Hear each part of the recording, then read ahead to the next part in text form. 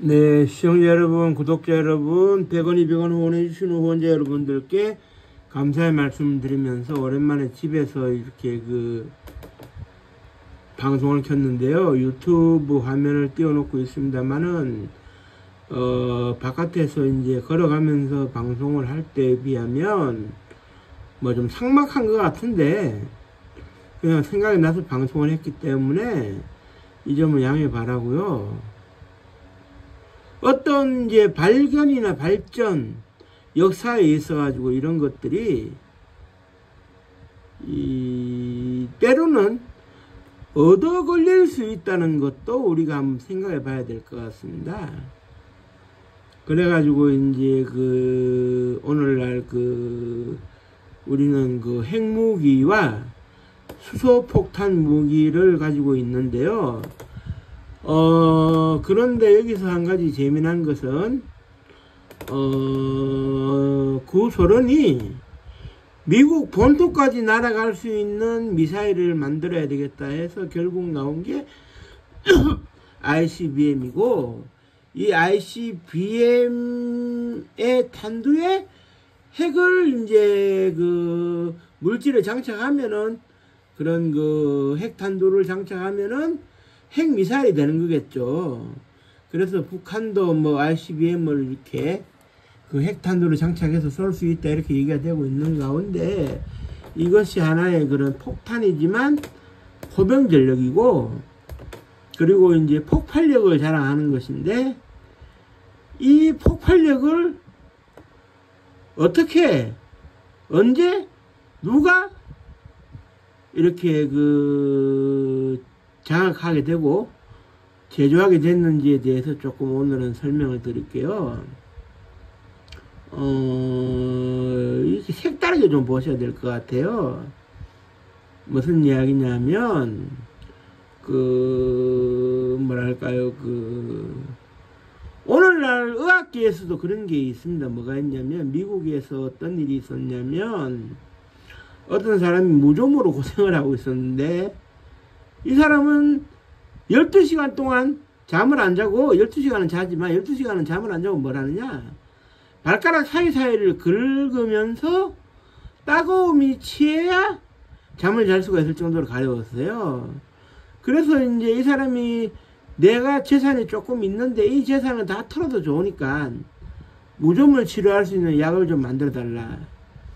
그래서 제약사에서, 제조사에서 흔쾌히 한번 도전해보자 해서 약을 만들었는데, 발라도 가려움은 계속되고 더 강도가 높게 연고를 만드는 과정에서 어떤 일이 벌어지느냐, 이 사람은 원래 에이즈 환자였습니다만은 에이즈의 고통은 약으로 어떻게 벗어나가는데, 무좀의 가려움은 참지 못해가지고 연고를 개발해 달라고 해서 바르고 더 강하게 발랐는데, 바르면 바를수록 더 가려웠지만 돌아서서 어떻게 된 일이 벌어지느냐, 몸이 이상해서 병원에 가보니까 세상에 무좀을 치료한다고 발랐는 연고 덕분에 에이즈가 완치가 된 겁니다.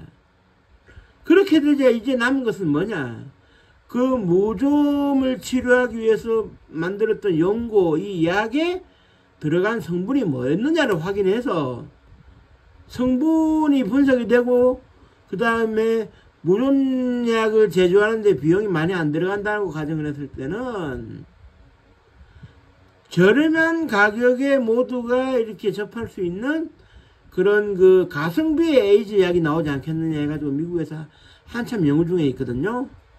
그리고 독일에서는 어떤 일이 있었느냐, 두 가지가 있었습니다. 하나는 에이즈 환자가 있었는데, 에이즈는 약으로 버텼습니다만은 극심한 허리 통증, 척추 통증, 소위 그런 추간판 탈출증이라고 부르는 그런 허리 디스크를 못 견뎌가지고 일단 고통부터 없애자고 수술을 받았어요. 그런데 수술을 받았는데 허리 상태도 호전이 됐지만 몸에 이상을 느끼고 병원에 갔을 때 어떻게 돼? 에이즈가 완치가 된 겁니다. 그렇게 되자 독일의 의사들이 난리가 난 거죠. 그 의사를 찾아가가지고 당신의 수술법이 뭐였기에 에이즈가 완치가 되느냐 이렇게 물은 거죠. 그리고 또 독일에서 치료제로 개발을 했는데 치료의 효과가 없어가지고 헛돈을 쓰는 거 아니냐 생각을 하고 있던 차에 이 사람들이 약을 먹고 나면 계속 발기가 되더라. 성기가 하다가 나온 게 바로 비아그라 아닙니까? 전쟁 무기도 그럴 수 있다는 얘기죠. 이게 무슨 얘기냐? 지금부터 조금 더 설명을 드릴게요. 중국의 고대 역사에서는 그런 뭐라 그래야 될까요? 소위 이제 우리 흔히 하는 말로 공자왈, 명자왈. 공자께서 이렇게 말씀하시고 명자께서 이렇게 말씀하셨다. 춘추전국 시대에 노자가 이런 말씀을 하셨다. 뭐 이런 얘기가 있는데 그 시절에 도교라는 게 있어가지고 지금까지 유지가 되어 오고 있었고 그러면서 한편으로 불교가 전파가 됐어요. 남쪽은 소승불교, 북쪽은 대승불교가 전파가 돼가지고 인도에서 그래 이제 절이 생기고 이제 사원이 생기는데 그렇게 되자 이제 새로운 수도승 스님이라는 그 계층이 생겨나게 됐어요. 그런데 이때 스님들이 연부를 외면서 생각했던 거는 영원히 죽지 않은 불로장생. 불로장생하면 제일 먼저 떠오르는 사람이 영원히 죽지 않기 위해서 비법을 찾으려고 노력했지만 56세인가요? 사망을 해서 어마무시한 사후세계를 꿈꾸는 병마용경을 만들어 놨다는 그 유명한 진시황, 진나라의 시황제가 떠오르지 않습니까? 그런데 스님들이 그때 이미 불로장생을 꿈꾸고 있었어요. 그래서 여러가지 구할 수 있는 약품을 섞어서 이것도 해보고 저것도 해보다가 지금으로 치면은 한 300년 전에 서기 한 700년쯤 됐을까요? 송나라 시절 때인데 어떤 일이 벌어지느냐? 송나라라 하면은 그 당나라 이후에 이제 송나라인데, 그러니까 당나라하고 송나라가 이제 정권 교체를 할 무렵이었을 거예요. 지금의 이제 그 질산칼륨으로 불리는 염초, 유황, 그 다음에 잿가루를 섞었는데 퐁 하고 터지더라 이겁니다. 그래가지고 스님들이 많이 다쳤어요. 그래 이제 노스님이 노발대발해가지고 불로장생의 명량을 찾아라고 했더니 말이지 펑하는 소리와 함께 절이 터져나갈 것처럼 폭발하면 들리고 절을 불태워서야 되겠네. 실책을 받았어요. 그런데 이 사실이 알려지자 송나라에서 어떻게 되느냐? 폭발력을 무기로 응용하면 어떨까 해가지고 나온 게 화약이었어요. 화약. 그러다가 지금으로 치면은 700년 전에 시기적으로 봐가지고 1322년도에 그 당시에 이제 그 전 세계를 석권하고 있던 그 칭기즈라고 하는 칸의 후예들 리세온 나라가 바로 원나라 아닙니까? 원나라에서 1322년도에 총통을 세계 최초로 만들어내게 되는데 말이 총통이지 이거는 이제 오늘날의 화포 그러니까 뭐다? 대포의 최초 버전이 되는 것입니다. 화약을 뭉개가지고 덩어리지게 해서 하나의 이제 탄두로 해가지고 동글게 해가지고 집어넣어서 펑펑 쏘아대고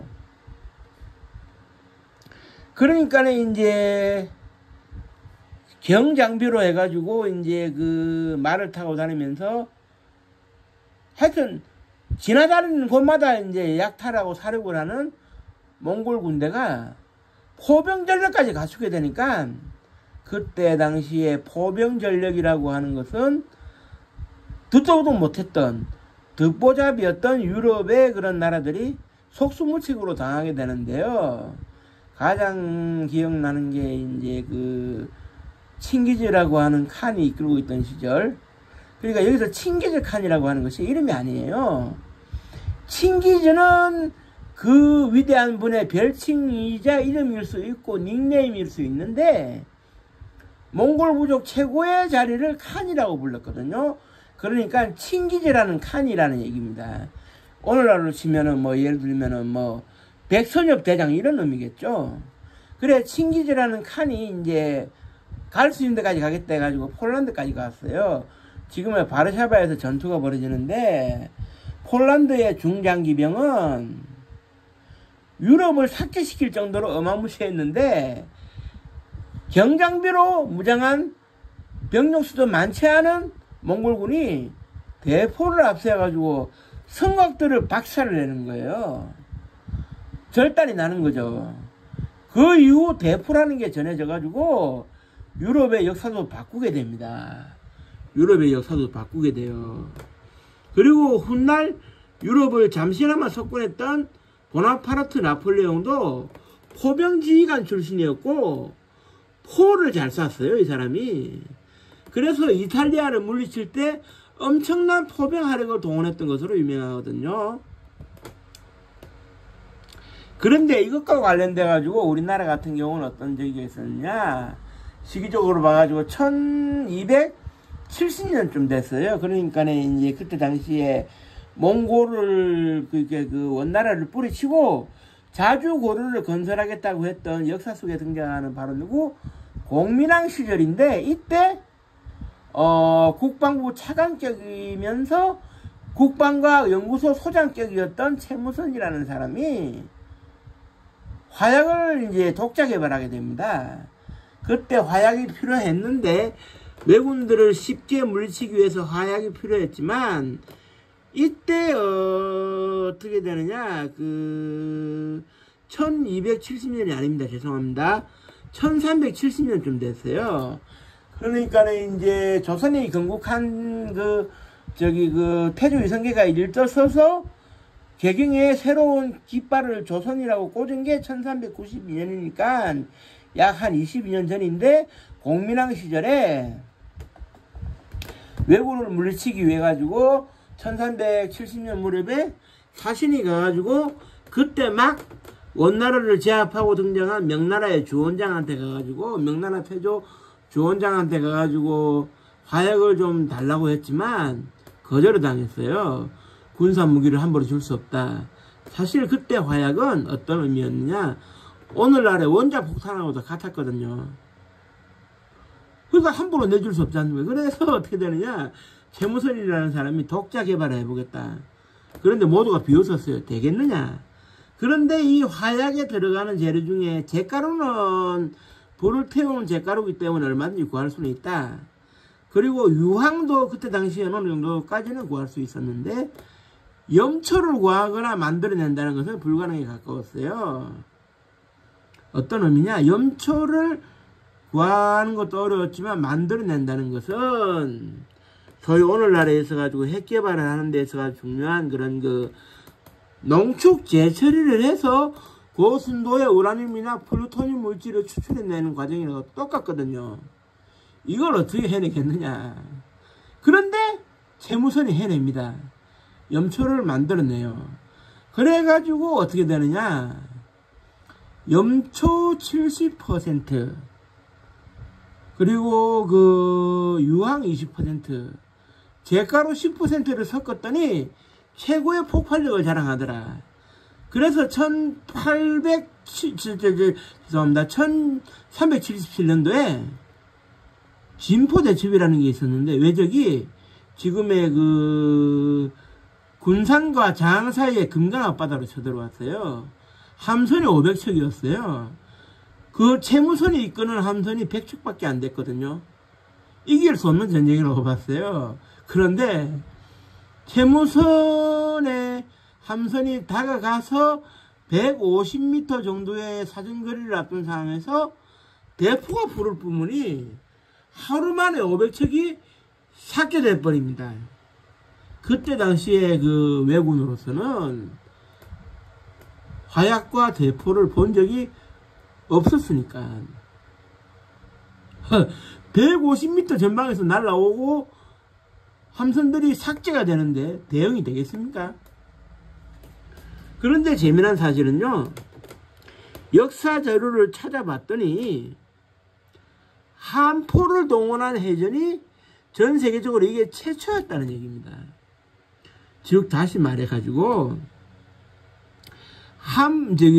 대포를 처음으로 활용한 것은 원나라의 칭기즈 칸이 맞지만 1200년대부터 해서 맞지만 함포를 활용을 해가지고 해전을 벌인, 오늘날에 제대로 된 군함이 함포 해전을 벌이는 것처럼 해전을 벌인 게 그런 채무선의 그런 진포 해전이 세계 최초였다는 사실. 그러니까 그 전까지 그 누구도 그러니까 초기 대포를 알긴 알았어도 유럽의 그 많은 나라들이나 이슬람권의 오스만 투르크, 셀주크 투르크 이런 사람들도 바다를 건너면서 함선에 선박에 포를 장착한다는 것은 생각도 못할 시절에 함포를 머릿속에 떠올리고 실전 배치했다. 이거는요, 뭐라 그래야 될까? 세계 전쟁 역사를 바꾸는 일이에요.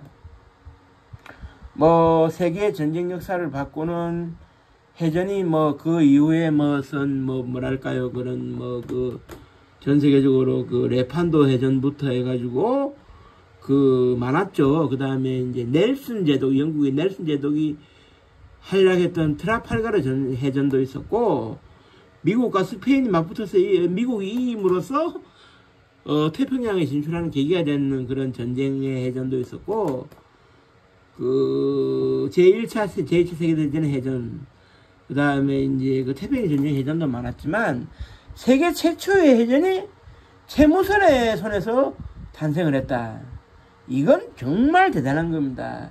세계 최초의 해군의 뿌리는 우리에게 있었다. 이렇게 말할 수가 있는 거예요. 오늘날 각종 함포를 달고 다니는 엄청난 군함들이 존재를 하는데, 그 군함의 최초의 원형은 채무선이 이제 만들었다. 이렇게 볼 수가 있고, 다만 채무선의 그런 대포가, 함선이 유럽에 소개되지는 않았기 때문에 유럽에서는 자체 개발을 200년 정도 뒤에나 이제 하게 되는 거예요. 그리고 이슬람이 사략선으로 노락질을 할 때 함포를 썼던 것도 그때 고려하고 교류를 했던 아라비아 상인들이 이제 힌트를 얻어간 거였거든요. 그때 아라비아 상인들이 고려를 발음할 때 코리아 해가지고 오늘날 COREA 이렇게 이제 우리가 이제 불리는 것처럼 그랬어요. 그러니까 채무선이라는 사람에 대해 가지고 뭐라고 해야 될까? 우리가 상당히 역사적 의미를 부여해야 될 것이고, 전 세계적으로 세계의 해군의 아버지이고 세계 함선의 아버지다라고 하는 사실에 대해 가지고 우리는 생각해 봐야 됩니다. 그 전까지는 군함이라는 것을 그 누구도 생각하지 못했을 시절이었거든요. 화약 자체를 애시당초 중국의 스님이 만들어내기 전에 유럽은 화약을 몰랐는데, 총통도 몰랐는데 함선을 생각해낼 수 있다. 이거는 뭐 말도 안 되는 얘기죠. 그렇지만 채무선을 너무 높이 평가하기에는 한계가 있지 않느냐 하는 일부 역사학자나 일부 서양의 역사학자, 군사학자들도 있는 건 사실입니다. 이건 왜 그러느냐? 군함의 등장은 세계의 전쟁 역사를 바꾼 건 사실이지만, 산업용으로 만들어낸 다이너마이트가 전쟁의 최선봉에 서는 것을 후회한 알프레드 노벨이라는 그 분이 후회의 마음을 담아가지고 노벨상을 만들었던 것처럼, 채무선이라고 하는 분이 그때 당시에 함선을 만들어냄으로 인해 가지고 그때부터 전 세계가 사실상 함선의 시대를 서서히 시작하게 되는데, 이 함선이 발전하면 발전할수록 전쟁은 격화되고 죽어 나가는 사람은 더 수없이 많아졌다. 그래서 전쟁의 파괴력을 더 강화시킨 거 아니냐라고 그 알프레드 노벨 경이 만들어 냈던 그런 그 다이너마이트하고 비교하는 경우도 있기는 있습니다. 하지만 저는 뭐 조금 그렇게 이제 굳이 그렇게 생각하고 싶진 않은 것이, 전 세계에 그 수많은 인구가 살면서 뛰어난 발명가가 없었겠습니까를 생각해 본다면, 채무선 그분이 1270년경에 함선을 건조하지 않았다 하더라도 그 뒤에 누군가는 서양에서 먼저 함선을 건조했을 수도 있고, 그러면 또 그 사람도 알프레드 노벨경처럼 그런 소리 또 들었을 겁니다. 인류는 전쟁을 거듭해왔고, 그러면 더 뛰어난 살상력을 가진 군사무기를 만들기를 원해왔으니까 어쩔 수 없는 대세 아니겠습니까? 그렇기 때문에 채무선 그분에 대한 평가는 전 세계적으로 이제 긍정평가와 부정평가로 나눌 수밖에 없다. 극단적으로 전쟁을 반대하는 평화주의자들 입장에서는 왜 그런 군함을 말이지 건조해 내가지고 전 세계의 군함의 시대를 만들었느냐 라고 할 수 있는 거 아니겠습니까? 그래서 참 이게 참 평가하기가 참, 저도 참 역사학자지만 진포해전에서 500척의 일부 왜군의 전함을 우리 측 전함 단 한 척도 희생시키지 않고 하루만에 삭제시켰다. 이거 자체는 통쾌한 일이지만, 인마 살상력이 증대된 전함의 시대를 열었다는 측면에서 좀 솔직히 말해서 좀 이렇게 뭐랄까 씁쓸한 측면은 있다. 그래서 이제 그 뭐랄까요, 참 이렇게 그 인류가 살아오면서 너무 많은 희생을 치르지 않았나 하는 생각을 하게 되고요. 뭐 어쩔 수 있겠습니까? 지금도 수소폭탄을 뛰어넘는 그 뭐 방사성 코발트탄에 대한 연구도 이론적으로는 이어지고 있는 시대임을 고려해 본다면, 전쟁 무기의 업그레이드를 위한 인간의 욕구는 누가 말린다고 되는 건 아닌 것 같고요.